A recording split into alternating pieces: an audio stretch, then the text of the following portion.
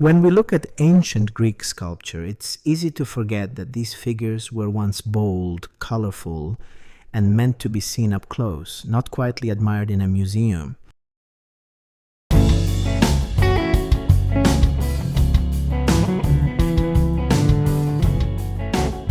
Greek sculpture is often celebrated for its balance, harmony, and idealized beauty. But behind the marble and bronze lies something far more interesting. A long journey of experimentation, observation, and changing ideas about what it means to be human. I'm Vivian, and together with Mark, we explore how Greek sculptors moved from rigid forms to lifelike figures, shaping not only art, but the way we still imagine the human body today. Welcome to History Moments. You know what's fascinating about ancient Greek sculpture? For centuries, every statue had this weird, awkward smile until three revolutionary artists in the 5th century BC completely transformed how we capture human emotion in art. Well, that's really interesting. What made them finally break away from that tradition? So it all started with these three sculptors, Antenor, Critias, and Nexiotes. They began experimenting with more natural expressions, moving away from that stiff, archaic smile that made everyone look kind of, silly. You know what's remarkable about that period? It wasn't just about facial expressions. They were completely rethinking how to capture the human form. Exactly right. And then we get to these three absolute masters who really pushed things forward: Callimachus, Myron, and Pythagoras of Rhigon. Let me tell you about Callimachus first. This guy was doing things with marble that no one had seen before.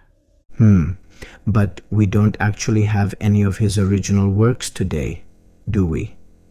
No, but here's what's fascinating. Ancient writers were absolutely obsessed with describing his work, especially his famous statue of Aphrodite, the Sosandra. They said it captured this perfect balance of modesty and flirtation with this subtle smile behind a veil. Well, that must have been quite something, especially since his work was being purchased as far away as Syracuse. What made his technique so special? So get this, he worked in everything from bronze to gold to ivory.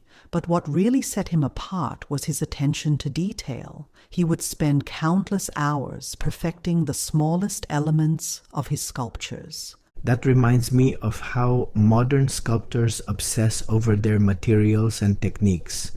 But what about Myron and Pythagoras?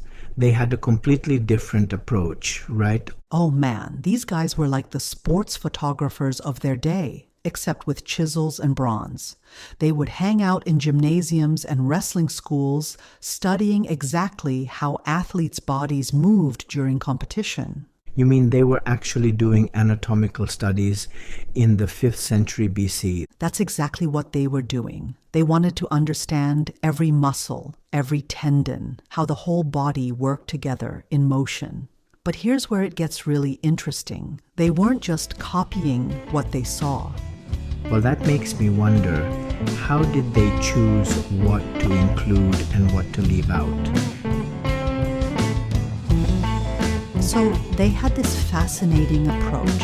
They would select only the most beautiful aspects of the human form and deliberately omit any imperfections. Think of it like ancient Photoshop, but in marble and bronze. That's quite sophisticated for their time, though I understand they still struggled with facial expressions.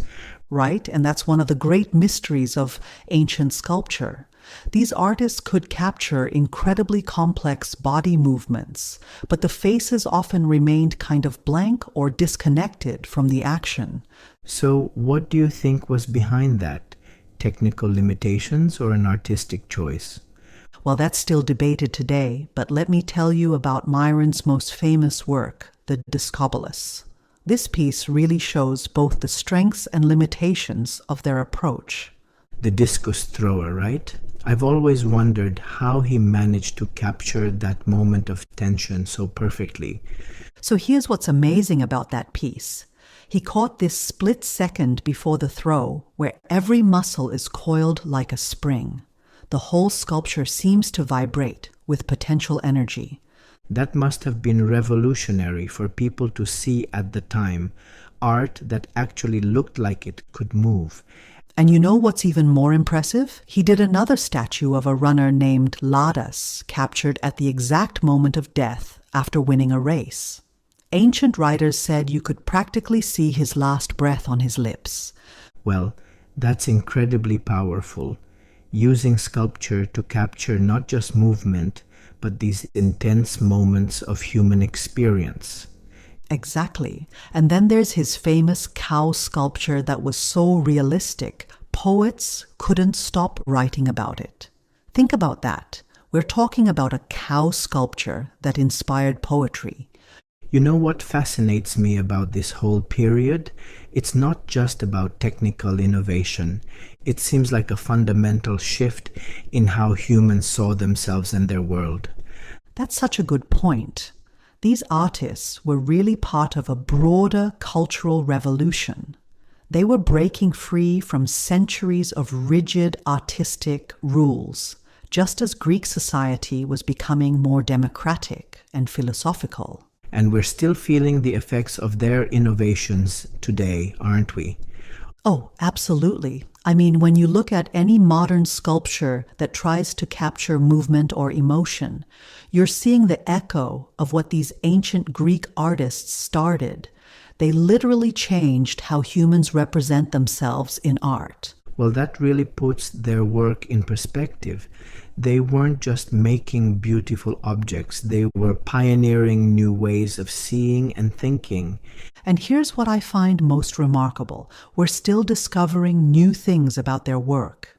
Every time archaeologists uncover a new Roman copy or fragment, we learn more about their techniques and innovations. That makes me wonder what other discoveries might still be waiting to be found. You know, that's exactly what keeps this field so exciting.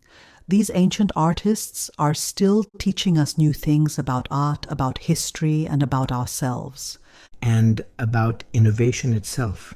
I mean, these sculptors were basically the Silicon Valley entrepreneurs of their day, weren't they? That's such a great analogy. They were disrupting the established art world, taking huge risks and creating entirely new possibilities for human expression. Greek sculpture reminds us that these artists were not chasing perfection for its own sake. They were asking questions about movement, proportion, emotion, and how stone and metal could reflect living, breathing people.